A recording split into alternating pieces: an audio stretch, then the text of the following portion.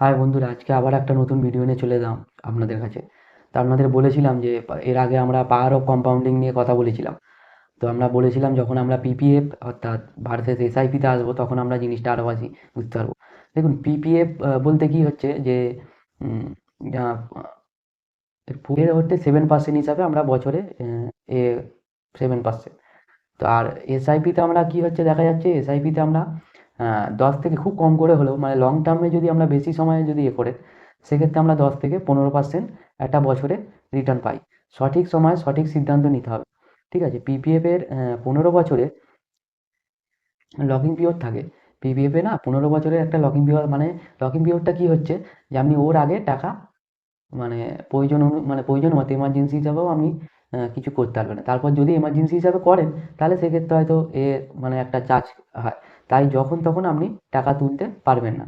পিপিএর একটা মানে অসুবিধা আছে। তো 7 বছর পরে আপনি প্রয়োজনে টাকা যেটা আমরা বললাম তুলতে পারবেন। পরে 7 বছর পরে আপনি তুলতে পারবেন, কিন্তু 15 বছরের আগে কোনো রকমভাবে আপনারা করতে পারবেন না। ঠিক আছে, এসআইপিতে বাড়িতে বসে আপনি টাকা তুলতে পারবেন। 3 থেকে 4 দিন আপনার এর মধ্যে আপনার ব্যাংক অ্যাকাউন্টে এসে যাবে টাকা। আপনি মানে ইনভেস্টও করতে পারেন বাড়িতে বসে, এখন অনলাইন সমস্ত কিছু হয়ে গেছে। তো ট্যাক্স বাঁচাতে পারে। আর পিপিএফে তো এসআইপিতে ট্যাক্স লাগে। দেখুন, পিপিএফে আপনার ট্যাক্সের যদি হয় তাহলে ভালো জিনিস হচ্ছে পিপিএফ। ট্যাক্সের এখানে ট্যাক্স লাগে না। ঠিক আছে, কিন্তু এসআইপিতে আপনার ট্যাক্স লাগে। তাই মূল্য মূল্যস্ফীতি মানে অ্যাকচুয়ালি কি যেটা বলতে চাইছিলাম সেটা হলো যে আমাদের প্রতিনিয়ত যে মূল্য বৃদ্ধি, যেভাবে মার্কেটে যেভাবে আপনারা দ্রব্য মূল্য বৃদ্ধি মানে উঠছে, ঠিক আছে, বেশি হচ্ছে। তো মূল্যস্ফীতির হাত থেকে যদি আপনাকে লড়াই করতে হলে তো এসআইপি হলো বেস্ট অপশান। তো এসআইপি সবার থেকে এগিয়ে, এইটাই হলো সব থেকে বেস্ট। পিপিএফ রিস্ক থাকে না, কিন্তু পিপিএফ এ রিস্ক থাকে না, কিন্তু ওখানে অনেক রকম মানে থাকে। তো এসআইপিতে আপনার ঝুঁকি রিস্ক সবই থাকে, কিন্তু বেশি সময় এসআইপিতে ঝুঁকি একদম থাকে না বললেই চলে। কারণ বেশি সময়ের জন্য যদি আপনি করেন তাহলে এসআইপিতে অনেকটা ঝুঁকি কমে যায়। তো পিপিএফ এ কোনো ঝুঁকি থাকে না। তো হাই রিটার্নও পাবেন, মানে এসআইপিতে হাই রিটার্নও আপনি পেতে পারেন।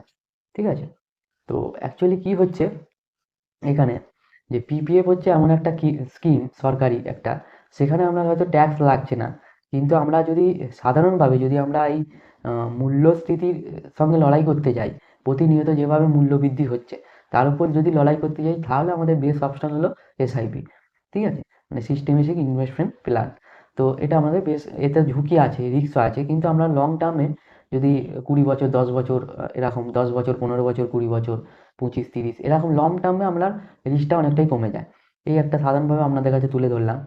তো ভিডিওটি অবশ্যই আপনারা শেয়ার করবেন। দেখুন, এরকম পিপিএফ এসআইপি ওপর আপনি অনেক ভিডিও পেয়ে যাবেন। যদি আপনার বেঙ্গলি ভাষায় হিন্দি ভাষায় আমি খুব সাধারণভাবে আপনাদের কাছে তুলে ধরি।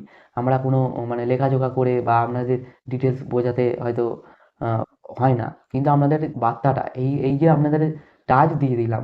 এবার আপনি গিয়ে ইউটিউবে গিয়ে আপনি নানা রকমভাবে অনেক কিছু বিস্তার জানতে পারেন। আর যদি আপনার কিছু জানতে চান তাহলে আমাকে কমেন্ট করুন নিচে, কমেন্ট সেকশন করুন, সেখানে গিয়ে আমি আপনার প্রশ্নের উত্তর দেওয়ার চেষ্টা করব।